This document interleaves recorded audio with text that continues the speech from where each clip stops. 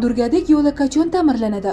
Durgadik mahallasida 31 kilometrdan oshiq yo'l mavjud bo'lib, shundan mahalliy ahamiyatdagi yo'llar 7 kilometrni, ichki xo'jalik yo'llari 24 kilometr, shpes yo'llar 18 kilometr va tosh yo'llar 4 kilometrni tashkil etadi. 2022-2023 yillar davomida mahalladagi 12 kilometrga yaqin tuproq yo'llarga qum shag'al aralashmasi yotqizilib, holati yaxshilandi. 2022 yilda mahalliy mablag'lar hisobidan uzunligi 5 kilometr bo'lgan mahalliy ahamiyatdagi Toma qishlog'iga olib boruvchi avtomobil yo'lning 1 kilometr qismiga asfalt yotqizildi. Qolgan 4 kilometr qismi bugungi kunda ta'mirtalab holatda.